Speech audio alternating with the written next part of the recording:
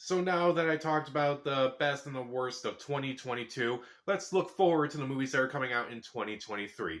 So I'm going to split this up into two videos. The first one will be the franchise movies, and the second one will be the originals movies. So there's no confusion about that. Like, oh, why is this not on here? Well, that's because I split them up. So these are the movies that have been established in cinematic worlds before. So if there's something that's not here that you think it should be, maybe it's on the originals, but I'll explain why it's there. But these are the movies that I'm looking forward to the most for one reason or another. So let's dive into it with some honorable mentions, including Missing. Now, this is a standalone sequel to Searching, which is a movie that I didn't expect to like, but I really, really, really enjoyed. And so I'm kind of intrigued by this movie, mainly because it's the exact opposite of Searching, in that instead of a parent looking for their child, it's about a child looking for their parent. So I kind of want to see how that would work, and I hope it doesn't try to dumb down its audience. But the trailer so far has been pretty good. I'll wait to see this in January. Also in 2023, we're supposed to have another Ghostbusters movie, which is supposed to come out around December 2023. I'm looking forward to this one because I actually enjoyed Ghostbusters Afterlife. I thought that was a really fun movie. It was a movie I was not looking forward to, but I had a blast with. The only reason why it's on an honorable mentions list is because, well, they haven't even started production yet. It's supposed to come out around December of 2023, which, I've seen movies with a quick turnaround, but kind of makes me think maybe they're going to push it back. So also kind of a reason why I don't like doing these lists, because I know some of these movies will be pushed back. And the last honorable mention will be Shazam! Fury of the Gods. Surprisingly not on my top 10 list because obviously with all the DC stuff that's going on right now, how they're basically just restructuring everything and just kind of picking and choosing what they're going to keep. Shazam I'm looking forward to because I did really like the first Shazam movie, and I did think that, I kind of want to see what the team does now with this movie, and also how Helen Mirren, Lucy Liu, and Rachel Zegler are as the villains. The other reason why it's not in my top 10 list is because, well, the trailer is honestly annoying at this point. I see it in front of every movie. I just want it to end. I just want a new trailer. Hopefully we get one soon, if there's money. So anyway, let's go into my top 10 most anticipated movies of 2023. Franchise edition. So, at number 10, I am putting Evil Dead Rise. Now, a couple days ago, this movie was not on my anticipated list. I was thinking, oh, they're just going to delay this. I haven't seen any promotion for it. I don't know, why they're doing this. HBO Max was supposed to put it out there on the streaming service.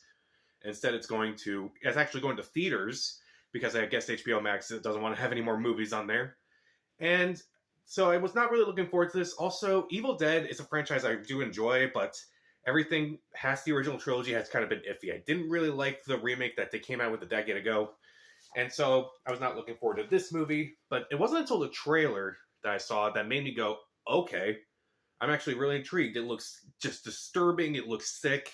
And it looks like it's kind of keeping in the spirit of Evil Dead, where it's definitely kind of campy and definitely over the top, which I felt was kind of missing from the remake. So hopefully this movie is really good and comes out in April. At number 9, Ant-Man and the Wasp, Quantumania. Now, I enjoyed the first Ant-Man movie. Ant-Man 2, not so much, but I'm hoping with this one we have our literally biggest Ant-Man movie yet. We'll get to see Jonathan Majors as Kang in this movie, which was teased a lot in the Loki series.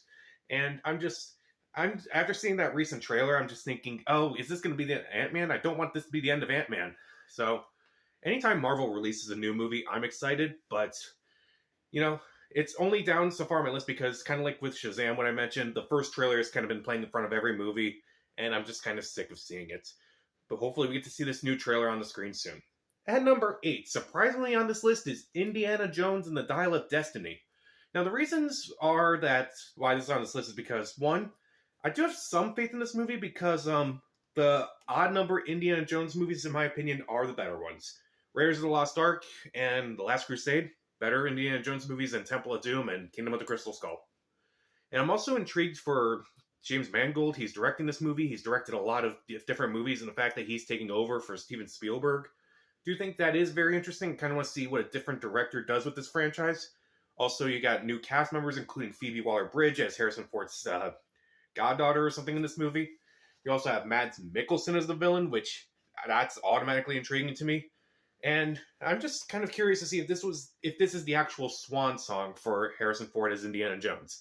The trailer was pretty good. I have to see another one before I can get an assessment of it. At number 7, Creed 3. I do enjoy the first two Creed movies quite a bit. And when I heard Michael B. Jordan was directing this movie, I became even more interested. I'm kind of curious to see how he is behind the camera as well as on the camera. And I kind of want to see how this Creed movie will do without Rocky in it. So I'm looking forward to it. At number 6 is Scream 6. This movie is high up on this list mainly because I am a die-hard Scream fan. You'll see from some reviews that are coming out soon, but I love this franchise so much that I even defended Scream 3 for a while, which, yeah, I don't defend that movie anymore. But I'm intrigued by this movie for a lot of reasons. First up, we have the unfortunate news that Neve Campbell is not going to be in this movie, which I'm kind of curious how they're going to play into that. As far as former cast members coming back, Courtney Cox is back, and Hayden Panettiere is coming back, as well as a bunch of the people who survived the first movie, not the first movie, but Scream 5, or Scream 2022. I prefer Scream 5. And I'm kind of curious how it would take place in New York City instead of someplace like Woodsboro or on a college campus or, in Hollywood like in Scream 3. But I'm curious to see where this franchise will go next. I'm kind of wondering like how they're going to tie into the whole tropes of Scream movies, how they comment on horror movies or movies in general. And I don't know how they're going to do that next. Maybe that's like kind of like what they did with Halloween Kills. If that's the case, it's going to be a lot more bloody than any Scream movie before this. At number 5, Guardians of the Galaxy Volume 3. Now, obviously, James Gunn's now going to go over to DC, and this is going to be his last Marvel movie. And I'm curious to see, because this looks like the swan song for a bunch of people. Looks like the swan song for Drax, and definitely Rocket Raccoon. Hope we get some Gamora action in this movie. Hopefully all the storylines that were kind of brought up in the last 2 Guardians of the Galaxy movie, as well as the Avengers movie, as well as Thor Love and Thunder, which they were barely used. I hope they get a lot more development in this movie. I'm kind of curious to see Adam Warlock in this movie, played by Will Poulter.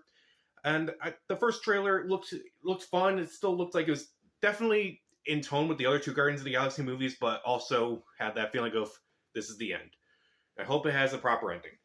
At number 4, John Wick Chapter 4. Now, this is a franchise that, honestly, in my opinion, just keeps getting better and better, and I wonder how they're going to top it with this one. At first, I was thinking, John Wick, perfect trilogy right there.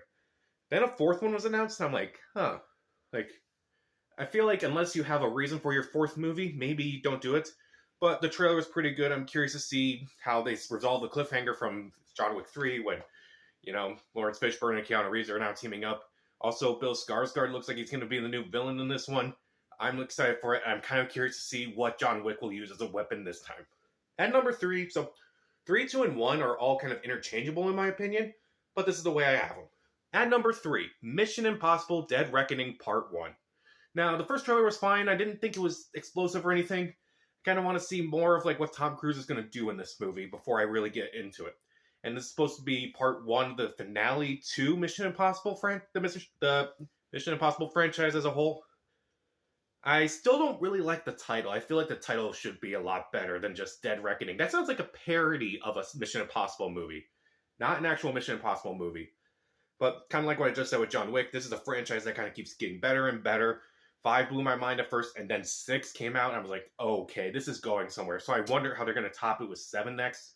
And hopefully, if a lot of the people who saw Top Gun Maverick go and see this movie, hopefully we can get more Mission Impossible movies. At number 2, Dune Part 2. Now, this is a movie that I really enjoyed the first Dune movie, and I'm kind of curious to see how they'll continue with Dune Part 2. Hopefully there's more Zendaya in this one. Also, you got a very interesting new cast members, including Christopher Walken, Florence Pugh, Austin Butler. I believe Tim Blake Nelson was announced to be in this movie. But I'm kind of curious to see how they'll develop the second half of this book. The second half of the book. And I'm also kind of curious to see if they'll actually adapt the other books. Because honestly, I've only read the first book so far. So I want to see how they do part 2 before we get anywhere else. But my number 1 most anticipated movie of 2022 is Spider-Man Across the Spider-Verse. I loved Into the Spider-Verse. It may be my favorite Spider-Man movie. Yes, more than No Way Home. Yes, more than Spider-Man 2. But this movie was great. I loved the characters in the original one. I loved the animation. I loved the action. I loved almost everything about Into the Spider-Verse. And I'm kind of curious to see how this one is. Even though, you have some people returning, including Miles Morales, Peter Parker, Gwen Stacy as Spider-Man, Spider-Woman, whatever. And also you have Oscar Isaac, who was teased at the end of Into the Spider-Verse, so I'm kind of curious to see how he'll be brought in. Also, I believe Issa Rae is supposed to be in it. I'm kind of curious to see like which other Spider-Men are going to be in it, because if you saw the trailers, obviously there's going to be a lot of Spider-Men in it, and I hope it does it justice, but at the same, I hope it does it justice, and that it doesn't have too many characters in it. Like it doesn't have like the core six in the original Into the Spider-Verse was great, and I kind of just hope that it doesn't crowd itself with too much Spider-Man. But I'm still looking forward to the movie. I'm curious to see what they'll do next. It's one of my most anticipated movies of the year, as is everything else in this video. So, what are your most anticipated franchise movies that are coming out this year? Comment down below, subscribe to the channel. This is Pat. Stay safe.